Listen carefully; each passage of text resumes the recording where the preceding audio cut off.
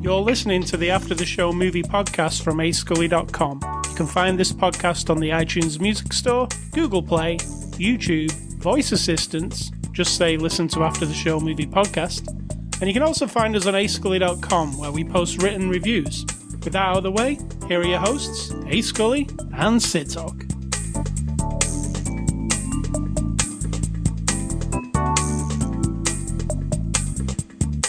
Hello, Sid Talk. Hello, that was a long time. Yeah, it's very hot It's been a today. long time. So if you do, which you shouldn't, but you might, hear some weird noises in the background, like a child making a noise, or a dog barking, or a lawnmower. Noisy children. It's because we have the window open, and Do they care? hopefully, well, they might if they've got headphones on and all they can I hear mean, do is they care that we're hot? no. But because it's what is it like 87 in this room, It's toasty. we're not going to suffer. Some might say, why haven't you turned on your air conditioner? We need to give it a quick service before. I see. And it's not really been that hot that long, so we'll survive. We will survive. Correct. Yeah. What's the before the after the show discussion? It was you talking about how hot you were. I was talking about this movie. A little bit about Which is this what movie, but I happens. figured we'd carry that on then into the rest of the discussion. Anyway, this because this podcast is coming to you late. Why is it coming to late? Why is it coming late? Because I wasn't here last week because I went to my nephew's college graduation. Congratulations. Cum laude. I was very proud. Very proud aunt. And he's the kind of guy who's taken like advanced mathematics and Latin and ancient Greek and that kind of stuff. So yeah, I never was able to help him with his homework, that's for sure, in high school or in college. So this week we will have two podcasts, right? Well, no, we'll just have the one from last week and then Saturday. one this week. Yeah. This one now. I'm going to post this You're overthinking it. It's this one's from last week and then Saturday will be normal. immediately after we finish. This one's going up. All right, so it is the podcast that will be coming to you from the weekend of Saturday, May the 11th.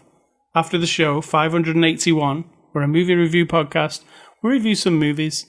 And this week we're going to be reviewing the movie Cold Pursuit. It's a 2018 movie. It's out on 4K Blu-ray digital now from our friends at Lionsgate. It's rated R. Says on the cover, a darkly comedic thrill ride. I kind of agree. I'm glad we didn't read that first, though. No. So, Sid Talk, give us the synopsis of Cold Pursuit. Taken 5. No. Yeah, close. Or what's that other one? It's Liam Neeson with special skills. We haven't defined them as such in this movie. Special skills in this movie are he can plow a good road. It's kind of like Taken mixed with Grey, mixed with Fargo. It is. Would you say? And yeah, Fargo TV, Fargo movie, Yes. all combined. Now, all right, so let's onto this movie, Cold Pursuit. If you look at the cover for Cold Pursuit, and you are aware of Liam Neeson's later works since Taken, he's done many a movie where he's a man and something happens and then he gets revenge, right? I mean, we've seen it a lot. And that's what I thought this is. And it is that, right? Are we gonna have big spoilers? So we might as well just Let's have some now. spoilers. There'll be have spoilers. spoilers. So go and see this movie. I think we both kind of liked it. Yeah, I liked it. So go and see it on our recommendation and then come back and we'll talk about it. I'm not recommending it. I'm just saying I liked it. So what I liked about it is this. It starts off and you think you know exactly what you're going to get. It's like that one we just saw with him in a train. You know, something happens. Yeah. He's going to kick everybody's ass. He's Liam Neeson. It's like Taken. Actually, I thought his wife was going to get kidnapped at the beginning or something like that. Close. Very close. Yeah. Something like Because you said when it started, it's probably not a good idea to be Liam Neeson's wife in a movie. And you were also very dark about it and said, or in life, because sadly his wife did die many years ago. And then as the movie progressed, I said, oh, or one of his children. Yeah, exactly. Spoiler. So, yeah, one of his children gets taken. He actually does get taken, I funnily know, enough. that's what I said Yeah. in the dream. I'm like, oh, Yeah. here we go. So it's kind of like but taken. the tone is different, and it's got a different set of circumstances, different types. A different set of people. skills. Similar but different, yeah. All right, so what is really different, though, and I did not expect this at all, because I didn't even read the cover where it says a darkly comedic thrill ride. I didn't know it had like a funny tone to it. I actually thought it was going to be playing it serious like Taken does. So it started to play out, and it didn't... At first, it just felt like a regular Liam Neeson movie, like those first three... Very briefly. Yeah.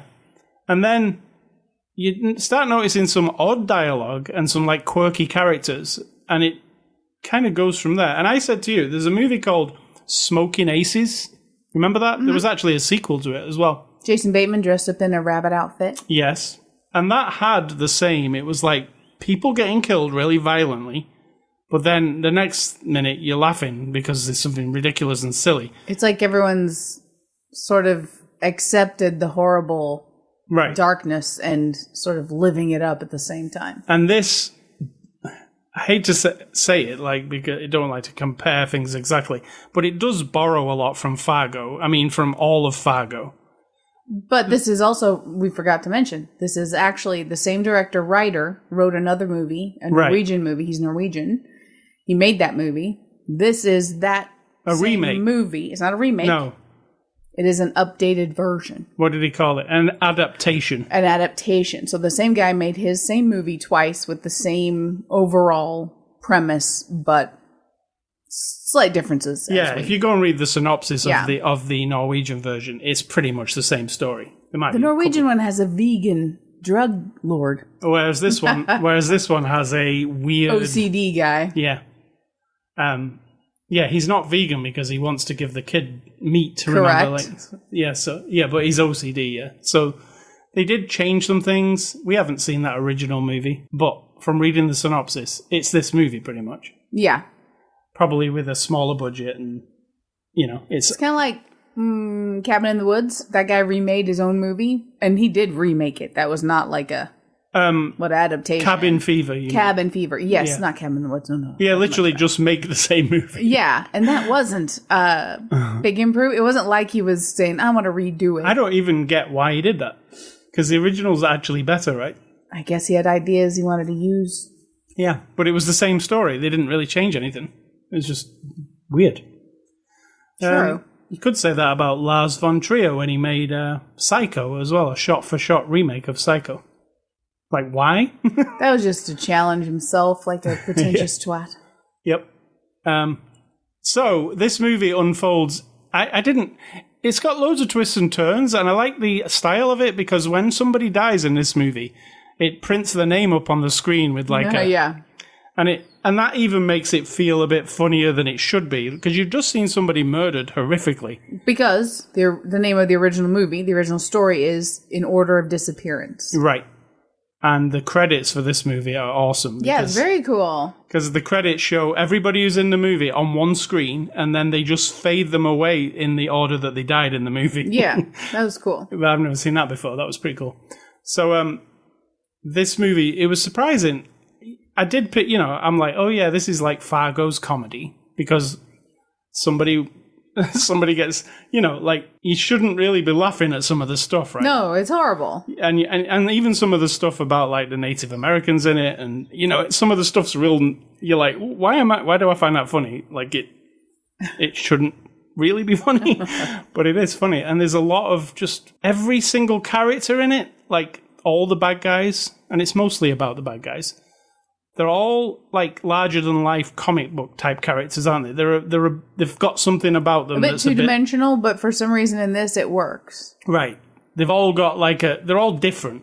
It's like, he starts with the guy with like the cool mohawk type thing, and every single one of them has something a little bit different about them. There's like a gay guy, there's like a wedding dress guy, it goes down this chain of, Yeah.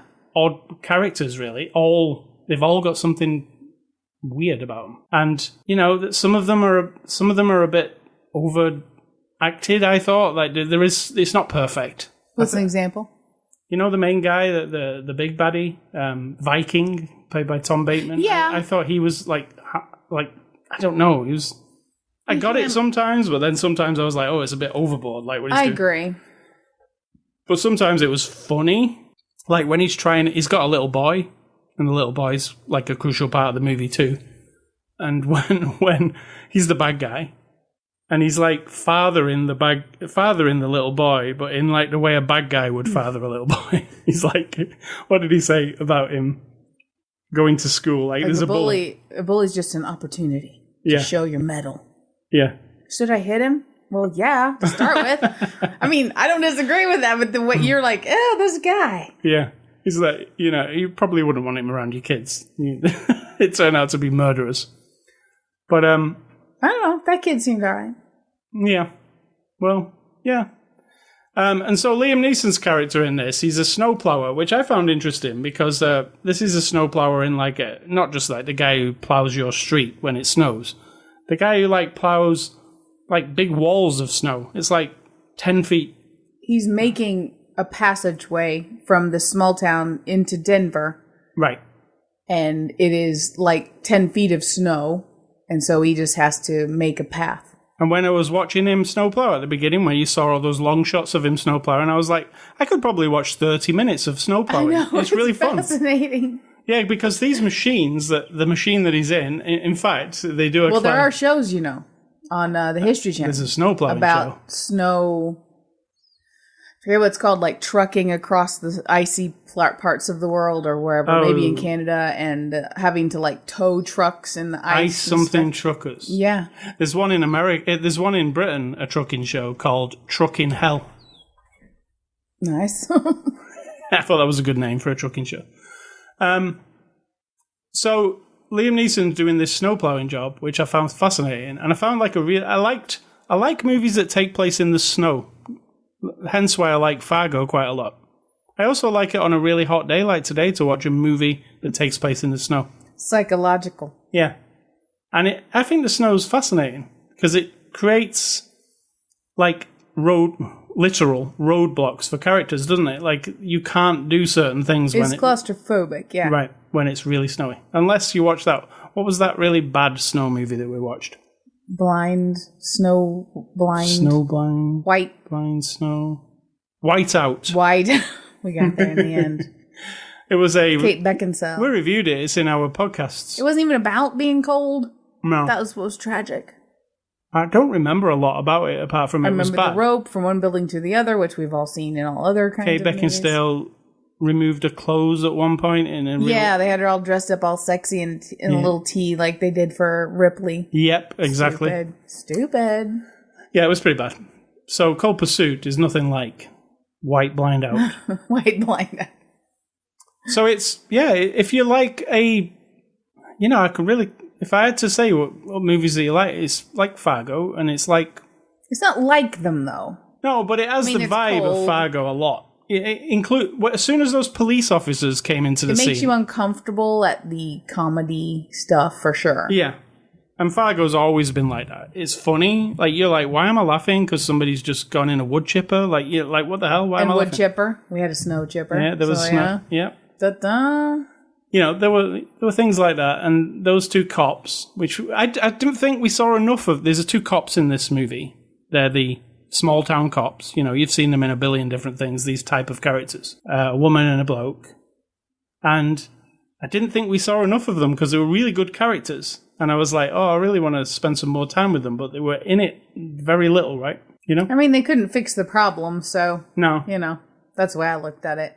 Yeah. They were kind of useless, not because they were hapless, but because the story just wasn't about... Just over their pay grade. Well, it just wasn't going to resolve, And a lot of things, this movie subverts all the stuff, doesn't it? It's like a lot of things, you're like, okay, so it's this thing. Oh, no, it's not. It's this thing. And then when the cops come along, I was like, okay, now it's going to be like a procedural thing. They're going to try and figure it all out. But then it's not really that either, is it? It's like, It's just these bad people. And I said to you, at the beginning of the movie, Liam Neeson does a lot of kicking ass and killing people. But then what happens is, he has to do less and less of it because the bad guys, they figure out some of their guys Like have true gone romance, you know? Yeah. You get everybody going against each other, and Clarence, he's just got the cocaine. That's literally what happened, like, because Yeah. Liam Neeson's like, oh, I've got to kill some of these guys, and then the bad guy's like, hey, some of our guys have gone missing, and then the bad guys start to kill each other while Liam Turn Neeson's on like, each other, yeah. So he has to kill less and less as the movie goes on, and you might think that's not fun, but he kind of, or the other thing that was underused, I thought, and I really love Laura Dern, who plays his wife. It just kind of went nowhere. Like, it just... I felt like that part, because they didn't explore and explain overtly that this marriage, they all kept saying what a happy marriage they have. I disagree. Because when this happens, before this happened, she was already like, you don't listen kind of thing. Yeah. And she wasn't really into him. She's smoking dope to like kind of, you could see her. And then she makes a joke about having to like cook the dead deer because she's like, we've got the last of the Bambi here because he's a hunter. So it's like she's already disconnected. And then when this happens, there's no more son to stick around. The Liam Neeson is not a communicator of his feelings. He just goes off and does his thing. She doesn't know what he's doing. Who knows? She might have stayed. You know what I mean? Like she's... Yeah. But they didn't take the time to explain if this was like such a lovey-dovey, wonderful relationship, or if all the years they were married, it felt really cold and distant.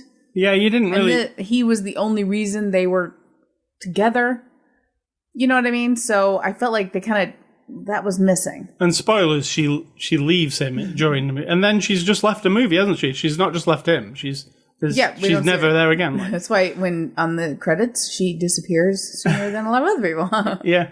Which I was like, oh, really? Like, I thought she was going to be involved in the plot again at some point. Like, I thought maybe the bad guys would phone him up at some point and go, hey, we got your wife, you know? I thought that she was going to be pivotal. It didn't really go with anything obvious like that. Yeah, and that's why I think this is pretty good, because I was never going, oh, yeah, I'm sure that... The only thing I was completely sure of was that everybody who is bad was probably going to die, right? And their name was probably going to flash up on the screen at some point. That was the only thing I was sure of. I had no idea how or why. And we're introduced to some of the characters real late on in the movie, aren't we? You know, the other side of the gang. Mm-hmm. There's a Native American gang, which in the actual original movie was like a Russian gang. Mm-hmm. Yeah. So they've switched it around here, made it like the director guy said, tried to make it like a Western, you know? I don't agree with that personally. But I do agree with like bad guys going up against each other and stuff. But yeah, they were trying to do kind of like an old Western, but in a action movie. Did you like the special effects and stuff? I mean... I think it looked really cool. I mean, it wasn't like super polished and fancy and glossy, which I always like. Yeah, it was mostly practical, right? Practical work. There was some CGI that was used. I don't know why, but that shot where whenever he drove into Denver down the big street, I was like, that just doesn't look right. It looks phony, like he's driving into a painting. And that was the only thing where I was like, oh. It did always look a bit off. But everything else was not, you know. It wasn't any... It wasn't like a CGI type film. It wasn't CGI blood when anybody got killed. It was all real stuff. Did you notice that? Like... It did look a bit... Well, I don't know. Was it all CGI? No. It wasn't like when you're watching The Walking Dead and like there's actually no blood on the set. It's just CG blood. This movie was all people with makeup blood. Oh, they really killed people. They really killed them in it. What do you think? I don't think so. It wasn't a snuff movie. No. So, overall, I liked it. Had a satisfying ending to it. I really liked that ending scene. Absolutely. I was fine apparently, with that ending scene it happens exactly the same way in the right. Yeah, that movie too. So... Moving on to the cast, Liam Neeson plays Nels Coxman. He's a coxman. What's a coxman? He's prolific at having sex, apparently. Yes. I'm not sure that's his main skill, though. His main skill is It would snowplowing. explain how he and his wife got together and then had a soulless marriage. So, In my mind, yes. so did you like Liam, or do you just think he's just doing the same thing? He's doing a lot of the same, but then I felt like there were times when I'm like, yeah, that's pretty good. You know what I mean? Like, What I'll say about him is, he does do the same thing, like, over and over. But he's quite good at doing these particular type of movies. So like back in the day when Bruce Willis was in a bunch of action movies, I'm not so much a big, massive fan of Bruce Willis now, but I always thought he fit those movies, the Die Hards and the... yeah. I feel like Liam Neeson fits. People said, he's like an unlikely action hero, but I don't think so. I think he looks like an action... they saw Love Actually, No, and that was it. You know what I'm saying? that was when he was... he's funny in Love Actually, and also tragic. Funny-ish. So Laura Dern, if you haven't seen Twin Peaks, the revival, the third series, go and watch it. We'll wait. Should we go have our pizza while we wait for them to go watch that? Yeah. Also, Wild at Heart by David Lynch. It's bananas in a really good way. Watch that. Also Jurassic Park. No, don't. Wait, Don't watch that. She was in Jurassic Park. There's no denying it. She was in Jurassic Park, yes. Yeah, of course. She's great. Not utilized enough in this movie, I unfortunately. think she was just right. I wanted more of her. I like her. Of course, but I mean, as far as this movie goes, it was just right because it was about him doing what I would think. I'm not a parent, but that's how I would want to go about it. What about Emmy Rossum? Kind of like screw everybody, every rule, every expectation, and kill everybody. Emmy Rossum as Kim Dash. From Shameless. She's good. Yeah, I like her. She left Shameless, I believe. I think it's over. No, it's not. They just started a new season. It's just that she's not in it anymore. Oh. But she was in it for like 8 years or something. Mm-hmm. But I've never really seen her in anything else apart from that. So it was good to see her here. And like I say again, I really wanted more of those two cops, but they didn't really amount to a lot, did they? I disagree. They were like reflecting screen time. real life. Yeah, but that was enough for what they did. What about the male cop, John Dorman, as John Gipsy? I mean, he was fine. It's kind of... It could have been anybody. Tom Jackson as White Bull, He was good. the leader of the Native American... Yeah, I liked him. Yeah, I liked him too. And Tom Bateman is the opposing leader. Like the kind of like... What would you say his crew are? Like yuppies? Like rich assholes? Yeah, they described him like he wants to be like a fancy businessman. Right. And I think then everyone has to wear a suit and be kind of slick, but they're all kind of dopey. Yeah, so. they're kind of dopey, like a cartoon from Looney Tunes or something. They're a bit dopey. Yeah, I thought that. And he is some of the scenes were really good. I liked when he was talking to his wife. Yes, those were the best ones of him, for sure. And I didn't put her down, but she is awesome, is his wife, when she grabs hold of his balls.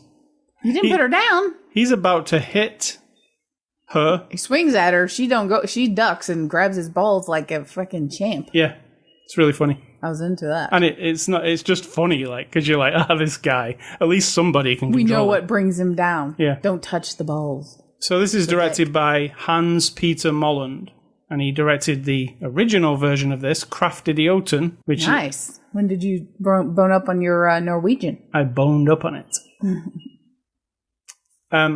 Yeah, and he's done other stuff, like he's done some TV shows in the Netherlands, but not movies. This is his big Hollywood movie. I think he did a really good job. I think it was really well designed. I think it was well shot. I think it was well executed. It's not like it could be super confusing, a movie like this with so many characters, but it wasn't. I don't know about that. I mean, there's a lot going on in this movie. There is. If you went on your phone for 5 minutes, like people, well, you'd have to be. Well, then that's your own fault. You could watch an episode of Friends, and if you go on your phone, you'd lose track of what's going on. If you're an idiot. So I did like what he did. I'd like to see more from him. I don't know if this is a one-off or what. I don't know. So extras on the Blu-ray. There are some deleted scenes. There's an interview with actor Liam Neeson, it says. Do we have to put actor in front of his name? We know who he is. Is there like a plumber Liam Neeson out there in the world that's famous? Yeah, not the snowplow driver guy. The interview with the director. Welcome to Kehoe, a behind-the-scenes featurette, which we watched. Featurette's pretty long, actually, like 40 minutes. And it is not fully promotional. No, it's all right. It was like explaining everything. You know, I know when you're watching a proper making of, when there's lots of interviews on the set, and about 2/3 of the way through, the costuming lady gets to talk for a little bit. Absolutely, every time. And she did in this one. Yep. So that means it was a real featurette. Yeah, Cold Pursuit. It was actually a big surprise for me because I thought I was, you know, that train, the one where he was on the train, I don't know what it was called. It wasn't Unstoppable because that was the one with Denzel Washington. We watched it last year. The other train one? The train one with Liam Neeson that we watched last. That's probably the last Liam Neeson movie. Vera Farmiga. Yeah. I thought it was going to be but in the snow. Something like that.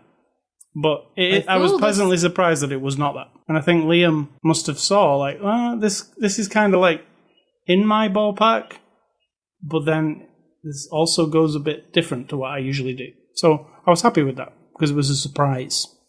What about you? Yeah, I really enjoyed it. I enjoyed it even though it's pretty brutal. It's pretty brutal, and it's pretty... I mean, it's not trying to say anything or do anything like that, is it? You know, it's... You might say... There's no hidden message here. No, it's just a straight up, like... Other than confirming that for a lot of fathers who maybe don't express a lot of feelings, that if you kill their son... this is what they would want to do. And it kind of, you can live vicariously. Like, hell yeah, I would. Don't give a shit about all these little punks. They're done. I'm done. All right. So yeah, I recommend. So that's the lesson. If anyone hurts your children, you exact very extreme revenge with the snowplow. So thank you to Lionsgate for sending us a copy for review. And our movie that we're going to do this weekend will be the Lego Movie 2. It's actually called The Lego Movie, the second part. Excellent. So it was really fun, the first one. It was. It was. So, movie recommendations. I am going on the... we just watched Cold Pursuit. I just missed a big section of our show. I do it every week. I did it again. I skipped right over it. What did you skip? I skipped over the IMDb reviews. Oh, well, it's new. You're adjusting. You don't like change much, so let me put. Let me read you. Well, you explain what this is. Okay, you go on IMDb every time we watch a movie, and you like to read what people think about movies. Which, ironically, I couldn't give a shit what anybody thinks. I don't listen to podcasts or read reviews, but you do, either to confirm your bias that you do like the movie, or to confirm that it's a piece of crap when you don't. And these are the 1-star reviews that you like to give a little bit of a personality to, a little bit of a voice. Yeah, I like to. It's hilarious. The 1-star reviews on IMDb are just funny to me because it's just people who... They have nothing to say. No. Nothing constructive to say whatsoever. All right, so number 1. And this is a 1 out of 10. And he says, I found the film... in no way funny, entertaining, or amusing. It's a complete and utter waste of time. How Neeson signed off on this garbage is a mystery to me. Waste of time is a big favorite with these people. Yeah. It's a huge... I mean, seriously, it's like the main thing in all of these every single week. This guy actually gives a shout out to the movie Taken. And he says, I like Liam Neeson. He used to be able to act. But now he's just a parody of himself, which is sad. And this movie tries too hard to be hip. It dislocates itself. It's not even funny. It's not dramatic. Every character is a cliche, and the plot is ridiculous as to border on madness. Save yourself the torment and rent out Taken instead. Oh. He's actually still renting out movies as well. He must go into Blockbuster, get his Taken. Have you got Taken? All right. Yeah, but the thing is, all that he said, he still didn't say anything. He didn't say anything except insulting Liam Neeson. Yeah. He didn't say because this, that, and the other. Just insult, insult, insult, don't watch it. Which doesn't make any sense. Christina CRTV, who said that, you want to watch out if you're insulting Liam Neeson. He has some special skills. All right, so this next one is, I regret paying for the ticket for this movie. It was really badly done. Oh, that's it? Yep. Oh my gosh. You people. All right, here's another. We went because... You know what? They took the time and spent the money and then took the time. But you know what? They probably went on their phone and did it while they were watching the movie. But you take the time to write that? This one says, we went because we enjoy Liam Neeson, but we couldn't wait for it to be over. I can't believe Liam signed off on this. This is what another person even said. Good friend of Liam's, apparently. Dumb humour. Nothing at all like what we expected out of a Liam movie. Poor acting. The worst movie ever seen. That's another classic. The worst movie ever. Not the worst movie I've ever seen. No. They like to make it the worst movie. And finally, this movie is a huge waste of time. Its plot and structure, implausible, even for a movie. The writing, terrible. The blood, overdone. In a supposed attempt at humour. Love is a rather forced concept, and the laughs are in the wrong places for reasons beyond understanding. A 13-year-old might find this funny, but it's a waste of Liam Neeson, and it's trying to be Fargo. I can't deny that there are some Fargo knockbacks, but I think probably the director is just a fan and he lives in Norway. It's going to be that kind of place. Yes. Yeah, and then it just goes on and on. So yeah. That's pretty much what the one-starers think of it. The one-star. Oh, they group all of their own now. Yeah. The one-stars. So, moving on to movie recommendations, I am going with, and I mentioned them earlier, Smoking Aces. It's a movie from, 15 years ago? 15 or 20. Yeah, and there's a sequel to it too. The sequel's not quite as good, but it's like a ensemble thing. It's like killers and hitmen, and it's kind of wacky a little bit. It's really fun. And I will also recommend Fargo, and I actually recommend the TV show of Fargo. Absolutely. I like the TV show better than the movie, weirdly enough. No, I wouldn't say better. You just move on from things very quickly. It's equally as good and continues the whole of the story. And luckily, we're getting a Fargo season 4 next year. So nice. I think it stars Chris Rock, actually. Chris Rock's the main character. And I thought when they brought up the last one, and I was like, Ewan McGregor's the main character? I wonder what that's all about. It was good. But it was good, yeah. It was really cool. It was really good. So, yeah, that's my recommendations. And yours are? Mine are, it's the first time this year I brought this one up, but if you talk about revenge, I got to talk about Kill Bill. It just is what it is. Revenge is a dish served cold. Yeah, so Kill Bill is my first one, and the other one is, you mentioned it, well, I couldn't think of the name of it, and then you said it, Wind River. Yes. With Hawkeye guy or whatever his name is, and the woman who plays in this. Yeah. Was in it. We can't figure out what she was. However, talk about making you feel cold, and it's bleak, and there's no comedy in that one. It's just sad, but it's really good. Yep. It's like the winter version of Manchester by the Sea. We reviewed it in a podcast. You can go and listen to it. Correct. Or just go watch it. That'd be my recommendation. It is good. I would recommend you watch that one. See? That's rare, but it's happening. So, Scully stuff, I have been playing more Days Gone. And it's called Days Gone because there's been a zombie apocalypse. It's not your normal zombie apocalypse. It's a like a illness. I guess that is. Yep, that's always that. Yeah, people have gone zombie, and they're not the boring kind of zombies in this game. They're the really fast, run at you, like give you like 1 second to react to them. They're the fun kind of zombies. I like those ones. Fun, very fun. 28 Days Later, I believe, was the movie that introduced that type of zombie, right? Mm-hmm. And then you were like, whoa, they usually shamble towards you, but now they just run full speed. They're not shambling. Yeah. So Days Gone is a open world PlayStation 4 game. You're in this open world. It's like, I can't remember where it takes place. It's a wooded area, Kind of mountainous. Mountainous, woodlands. It's really pretty looking.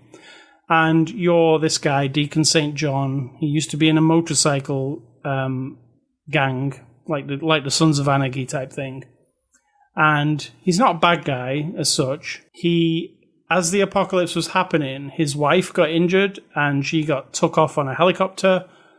And this is and then it goes I think it's 700 and something days later.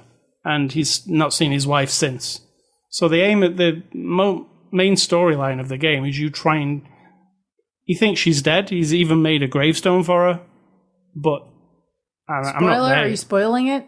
No, I haven't even. I'm not even a third of the way through. Okay. I don't know if she's dead or alive, but I'm assuming she probably isn't dead, right? Because she wasn't in that other game. When you don't see somebody die in a story. True.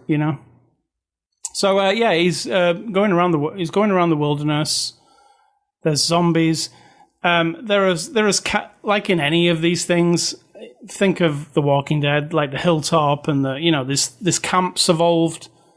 And he's a drifter. He doesn't fit into any of the camps, so he goes to... There's 3 different camps, and he goes to all three of them. And you're basically like an errand boy for these camps. That's where the game loop comes in, One guy will say, hey, why don't you go and go to the library downtown and get us a book or something, whatever they want. And you go, and obviously when you get to the library, it's infested. You've got to fight your way through it, get the book, bring it back.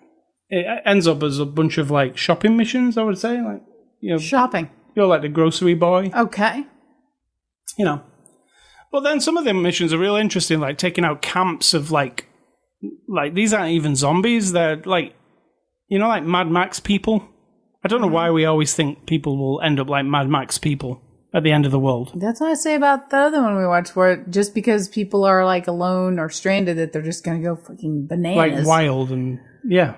I just don't think that's realistic. In Doomsday, even. Not that I believe realism or need realism because I love zombies. But we always write that into our zombie stories and end of the world apocalypse things.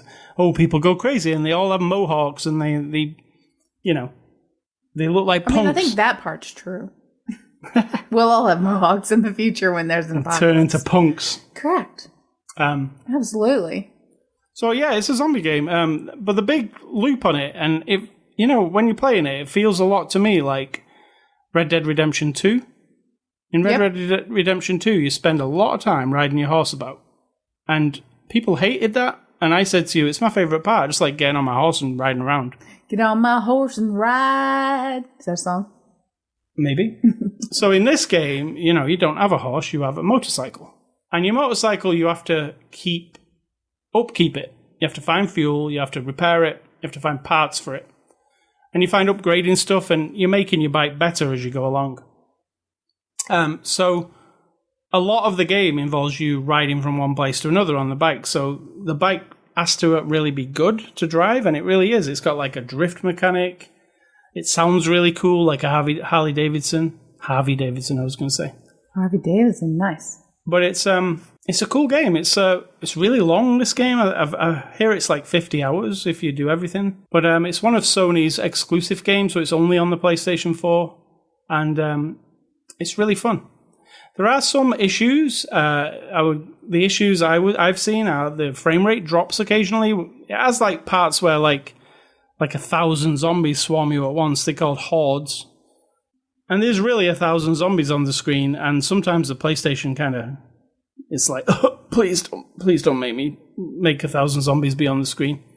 And the frame rate drops quite significantly. And explain to the people who don't know what you're talking about what frame rate is. Well, when you play a game, it's it's smooth. You move your character around. It's all smooth. What's a frame rate? It's how many frames. When you watch a movie, it's 24.6 frames a second. So a movie is not so much now, but is moving pictures, which used to be a whole bunch of individual pictures on pieces of film that ran in front of your eyes at a certain speed. There was a rate that the frames passed before your eyes. Nowadays, it's not like that necessarily, but it is how fast it can deliver to you, how fast the the frames are flashing in front of your face. So when you watch a movie at 24 point whatever frames a second, it doesn't jerk around. It appears smooth the entire time, right? You're looking at people, they're doing the thing. If the frame were to drop in that movie, it went to 15, you'd be like, what's wrong with my cable box? It seems weird, like, you know? So that's how I would explain this. You play in the game, there's too much going on the screen, and all of a sudden, your character doesn't respond very well, and like you're trying to shoot, and it's like delayed. And it does it quite often in this game. I'm hoping they patch it, because it's a really cool game apart from those technical issues. I've also had some weird technical issues where I walked into a camp, and it said clear the camp of bad guys. Started to clear the camp, and then I fell through the floor, and I could see I was not in the game anymore. I was underneath the game, and I could look up, and I could see everybody's feet above me. Nice. I don't think that was supposed to happen. So, yeah, that was that. I also put down in here Trek. You can explain what that is. Trek? Yeah. That movie with the green guy? Yeah. Or bikes. We bought Trek bikes. And don't get all excited and think, Trek. Some of you may not know what that is. Just a brand of bike. It just so happens that some of their bikes can be more expensive than like a car, an SUV. They're very pricey. However, they do have a $399 or so $400 range. And so I bought a couple of those. I didn't buy you a birthday present last year, and I hadn't planned on buying you one this year. Thanks. So instead, I bought us 2 bikes. And they are very much better, because the bikes I had before were Walmart bikes, Mongoose. Now mine, they both had issues through the couple of years that we rode them pretty heavily. But for the most part, they did their job. They got me convinced that I do like riding a bicycle. And so now this is just an upgrade, essentially. Yeah, and it definitely feels different to the other bikes. Yes. Even the other bikes, when they were new, didn't feel like these bikes. I did fix my seat, though, because for some reason it was slippy slidey. I think they just didn't screw that thing on tight enough. Which you can do that by hand. Because we have a shop in town. They are a Trek dealer and repair shop. And so they assemble it and all that stuff for you and give you a service, whatever it is. I don't know. I'm not in the world of bikes yet. But I'm excited because I feel like this one could handle me riding it to work, which is my ultimate goal. When we went for a ride on them today, it was extremely hot. Yes, that's why we're hot now. Yeah, it was like 86 degrees on the trail. And it made it really exhausting, I thought. The kind of heat that makes me almost want to throw up. But then it's the first time, and I'm covered with a lot of fat cells on my body. So I think the fat, like, swells up, and it's not pleasant. But I'm just like, no, fuck this. I love this. And nothing in my entire life, I'm talking about no amount of exercise has ever. I would rather be probably fat and on the couch forever if my only option was to like do aerobics. I'd be like, oh, nope, I'm out, you know? But for some reason, riding a bike, my crotch hurts, I sweat, my back sweats, my neck hurts from tilting my head up all this, you know, for a couple of hours in a row. All of it seems like it would be very much of a deterrent for me, but it is not. No. And so I feel like it was worth the investment, worth my healthcare investment. Yes. As I like to say. All right, so I also played one more game called Rage 2. It's ID Software, the people who make Doom and Quake. They made a new game called Rage. I've literally played the first 30 minutes. I will tell you, it is like any ID Software title. It's really smooth. You shoot stuff a lot. And it's like super kind of like there's heavy metal music playing while you shoot stuff. Right. It's kind of their vibe. I like that stuff, so maybe it'll be good. I don't know yet. So, what's for dinner? It's in the oven. It's Papa John's pizza. Because I am not cooking, and I'm not baking. Plus, I still have the... Listen to this. Forgot to tell you this. Or maybe I did. I went into the store, Walgreens, and... Oh, I did tell you this. But I got some sunscreen, and I got Hawaiian Tropic, which is my favorite smelling... used to be suntan lotion that we would put on in order to get more of a tan. And I love Hawaiian Tropic. It smells like coconut. It's fantastic. I squirted a little on my hand while she's ringing me up. And I was like, oh, I forgot. I can't even smell it. I've lost my sense of taste and smell for anyone who hasn't been listening for a few weeks. And she goes, oh, and she didn't say amnesia, whatever it's called, the actual name of it. And I was like, you've heard of this? She goes, well, I've heard of it. I've never had it, but I've heard of that. It sounds awful. I'm like, it really is. It's really awful. So I don't want to cook. I think it's going to last forever too. I can't taste anything, which is like... Imagine. It's slightly depressing, but I'm figuring out what foods I like. Like today we got back and I was like all sweaty and tired and I'm like, oh my God, I could eat all those candy bars that I have. I can kind of tell when something's sweet, but then I looked in and I'm like, oh, raw carrots. Yes. Crunchy raw carrots. So maybe it'll improve my health overall, but it's awful. It's not the worst thing that can happen to you, obviously. It's just a personal thing. Some people who don't give a shit about eating food, I guess, wouldn't care. What is not cooking. I love cooking. I have to have a bit of a, separation anxiety from wanting to cook a nice, really interesting meal for you. But what's your advice? My advice is pretty basic this time. Do you see it on there? Yep. It's not really advice. Well, I guess it is. Culinary advice. Yes. This leads back to what we were just talking about. I can tell when I'm eating something spicy because whatever the spice in the food does to the skin of your mouth, I can feel that, but I cannot taste it, right? So I can tell if I've eaten jalapeno or chili powder or something like that, but I can't tell that's what it is. It just feels like my mouth has been burned a little bit. Sounds great, I know. And then anything crunchy, so it could be anything crunchy. And I mean anything. You could probably give me a piece of cardboard at this point that's fried, and I'd be like, oh, that's really good because it's crunchy. So I put jalapeno cheese, pepper jack cheese, on a saltine cracker. That is awesome. That was my advice.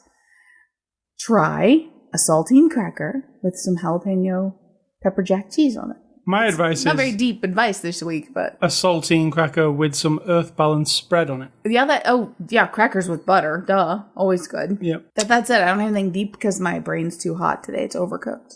All right, so as you heard me say at the beginning of this show, you can find out where all this podcast is and all that stuff. Catch us on Instagram and you catch this podcast on YouTube sometimes. Most of the time. YouTubes. You can email me at ascally@ascally.com. Don't email Sid Talk. Never. I mean, you can. Yeah. And I'm going to say? Well, I'm going to say first, stay classy, Mr. Liam Neeson. Your particular set of skills was snow plowing. It was. It was really good, too. And I'm going to say, I got the hiccups now. I'm going to say, think for yourself, or someone will do it for you.